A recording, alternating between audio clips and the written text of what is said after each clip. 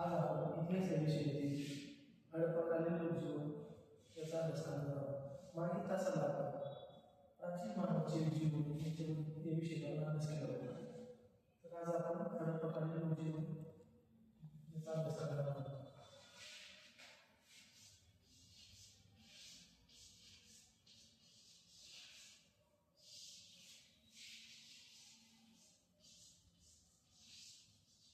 एक मिनिट.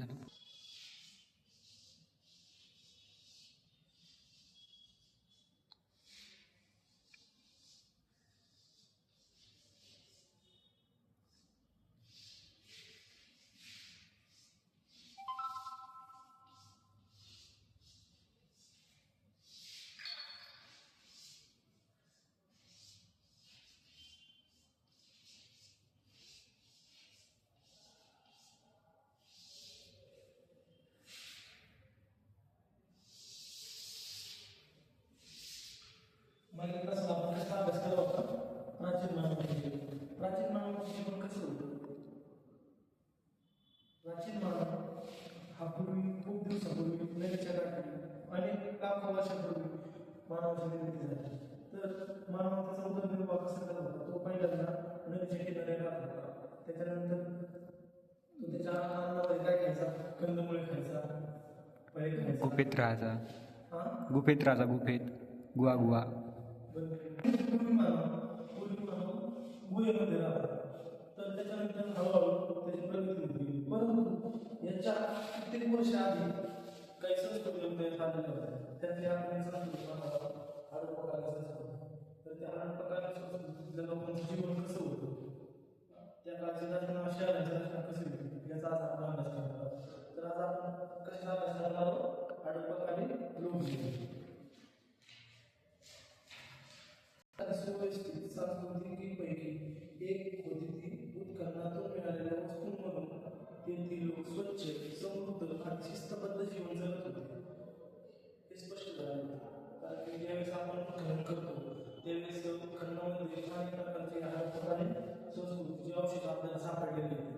त्याच्यामध्ये त्या लोकांची घरे कशा प्रकारची होती, त्या लोकांना ते लोक कोणत्या प्रकारचे दागिने वापरत होते, हे पण त्या आपण खननामध्ये आज बऱ्याच भागामध्ये आपल्याला ते सापडत असतात. तर शेती हडप्पाकालीन लोकजीवनाची व्याख्या आपण पाहूया.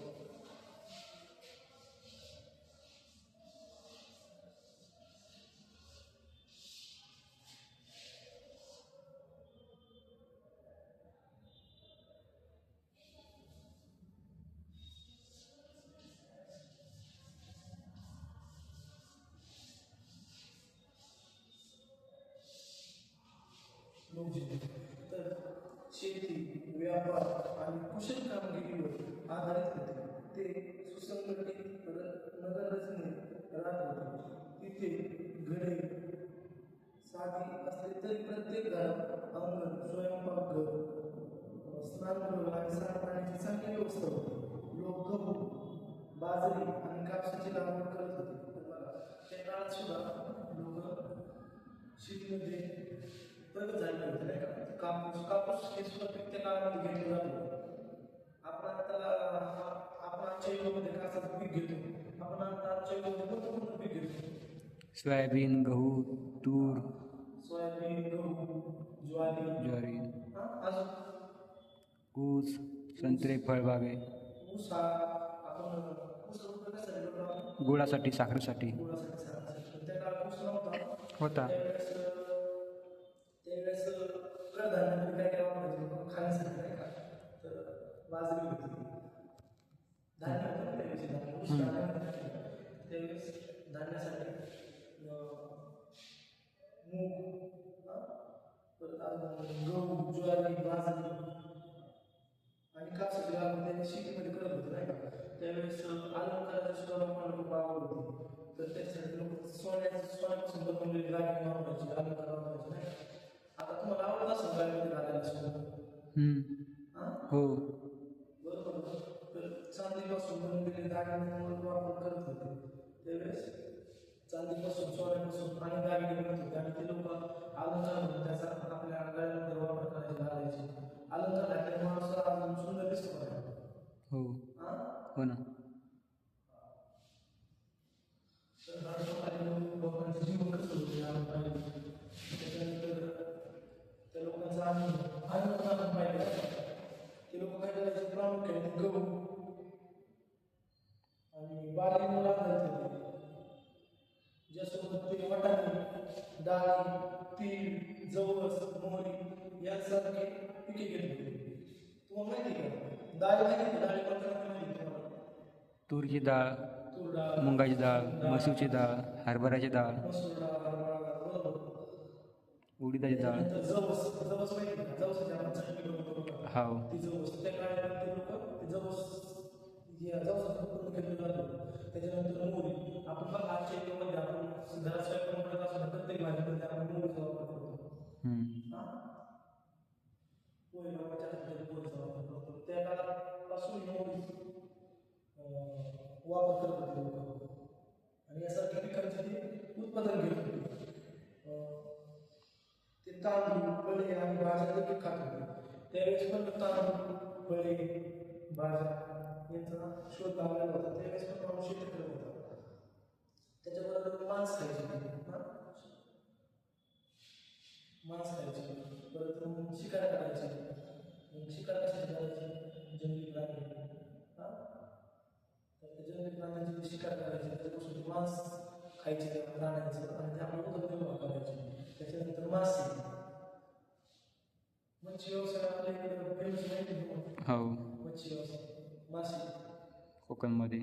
मासे खाऱ्या पाण्यातला मासा असतो, गोड्या पाण्यातला मासा असतो. मोठ्या प्रमाणावरती समुद्रामध्ये जाऊन आपल्या कोकण साईडचे लोक जास्त प्रमाणात मासे खातात.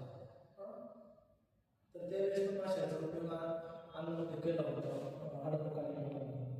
तर हडप्पाकालीन लोकांची वसती त्याला वसती.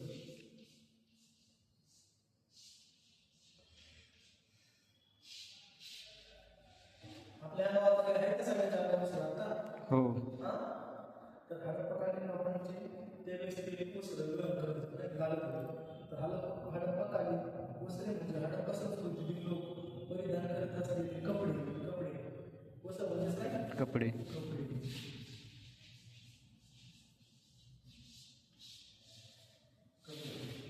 सगळ्यांना आवडतात कपडे. हो. कपडे कधी घेतो आपण? दिवाळीच्या वेळेस, सण असला की, लग्नाच्या वेळेस. कोणता कार्यक्रम असला तर कपडे घालतात. त्यावेळेस पण लोक कपडे घालायचे. हडप्पाकालीन वस्त्रे आणि हडप्पा संस्कृतीतील लोक परिधान करत असलेले कपडे याबद्दल माहिती. मातीच्या भांड्यावरील कापडाचे ठसे, वस्त्रे आणि खणत सापडलेली सुया यावरून समजते की त्यावेळेचे पण लोक कपडे वापरायचे. कारण की याचा शोध कसा लागला तर खणण्यामध्ये लाकडाचे ठसे बनवले होते. कपडे आपल्याला डिझाईन होतो नाही का? महाराष्ट्रामध्ये डिझाईन दिसते का तुम्हाला? हो. तर त्या काळात आता कशी बनवतो आपण? मशीनमध्ये बनवतो. परंतु त्या काळात लोक डिझाईन बनवण्यासाठी लाकडाचे ठसे वापरायचे. तर वेगवेगळ्या असं फुलांच्या आकारात लाकडी असायचे. वेगवेगळे डिझाईन असायचे त्या काळात. तर अशा डिझाईन लाकडाच्या स्वरूपात छापून घेतले आणि असा शाईमध्ये बुडून त्याच्या कपड्यावरती मारलं त्यावेळेस डिझाईन छापून घ्यायची. बरोबर. तर त्याचा शोध कसा लागला तर खंडामध्ये आपल्याला असे लाकडाच्या अनेक प्रकारचे ठसे सापडले. त्याच्यानंतर सुयांचा शोध त्या काळात लागलेला होता. पण सुयांचा उपयोग ते कसं झाले? कपडे शिवायला. सुयाने काय करायचे ते? कपडे शिवायचे. आज आपण काय करतो? मशीनमध्ये आपल्या घरात विणकामाची मशीन असतात. धागा केलं की लगेच कपडे शिवून. परंतु त्या काळात लोक हाताने एक एक धागा विणून ती कपडे बनवायचे. पण त्या काळात सुद्धा कपड्याचा शोध लागला होता. ते खंडामध्ये सापडलं. त्याच्यामुळे आज आपल्याला लक्षात येतं की त्या काळात कपडे बनवले. हे लोक कापड शिवण्यासाठी आणि बनवण्यासाठी कुशल होते. ते वेशभूषेच्या त्यांच्या ज्ञानाला दर्शवते. तर त्यावेळेस वेगवेगळ्या प्रकारचे वेशभूषा घालायचे. कपडे थंडी असली तर जाड स्वरूपाचे कपडे, उन्हाळ्यामध्ये पातळ स्वरूपाचे कपडे. तर आता आपण समजलं तुम्हाला सगळं हडप्पाकालीन लोकांचे वस्त्र कशा प्रकारचे असायचे, हो. त्याचा शोध कसा लागला. तर आता आपण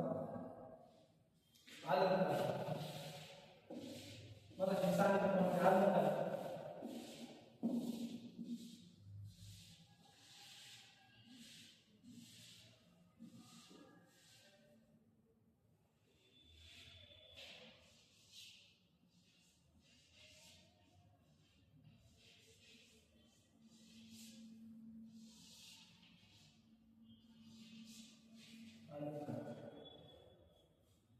आपले पुस्तकातले याचे अलंकार आहे ना मराठीचे व्याकरणातले अलंकार ते अलंकार आहेत. तर हे अलंकार पण ते दागिने अडपकालीन अलंकार म्हणजे सिंधू संस्कृतीच्या काळात वापरले जाणारे दागिने. सिंधू संस्कृती सिंधू संस्कृतीच्या काळात वापरले जाणारे दागिने आणि आभूषणांचा समूह यामध्ये मण्यांची आणि हिऱ्यांची हार मण्यांची आणि हिऱ्यांच्या हार असायचे. म्हणून मोती माहिती आहे तुम्हाला सगळ्यांना हो त्याची हार असायची. त्याच्यानंतर बांगड्या बांगड्या पाहिल्या असतात सगळ्या बांगड्या हो त्या बांगड्या परत अंगठ्या हातामध्ये अंगठ्या असायच्या. त्या काळच्या लोकांना राजमार्गासारखे लोक राहायचे त्यांच्या हातामध्ये अंगठ्या गळ्याचे ते एक सुंदर दिसण्यासाठी लोक घालायचे. त्याच्यानंतर वाक्य आणि कमरपट्टी कमराला अशी पट्टी असायची ते सोन्याचे असायचे कमराला लागलेली पट्टी यांचा समावेश होतो. उत्खननामध्ये मिळालेल्या या अलंकारावरून तत्कालीन लोकांची सौंदर्य दृष्टी आणि कामगिरी दिसून येते.